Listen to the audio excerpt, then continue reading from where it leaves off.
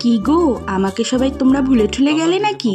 আমি কিন্তু তোমাদের ভুলিনি। আসলে আমার কলেজে এক্সাম চলছে তো, তাই সেরকম করে ভ্লগ দিতে পারছি না। তো কালকে তো ছিল রথের মেলা, আমি আর মা চলে গিয়েছিলাম এই রথের মেলাতে। রথের মেলাতে যাব আর এই চিনি কলা দেবো না, তা কি কখনো হয়? তাই এই চিনি কলা কিনে চলে যাই একদম মন্দিরের সামনে। আর গিয়ে তো দেখি এই ভিড়। তারপরে এই ভিড় ঠেলে চলে যাই একদম ওই মন্দিরের সামনে।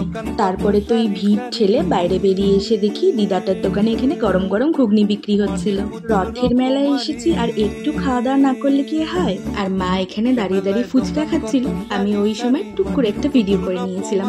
তারপরে আমার এত গরম লাগছিল এই ভিড়ের মধ্যে, তাই এখানে ঠান্ডা ঠান্ডা একটা আখের রস খেয়েছিলাম। আর রথের মেলা মানেই তো হচ্ছে জিলাপি, লটকা আর পাঁপড় ভাজা। দুটো জিনিস মিসিং থাকলেও কিন্তু এই জিলাপি খাওয়াটা আমরা ভুলিনি, তাই বাড়ির জন্য এই গরম গরম জিলিপি আমরা নিয়ে আসি। তাহলে আজকের মতন সবাইকে টাটা গো, দেখা হচ্ছে কিন্তু আবার উল্টো রথের দিন।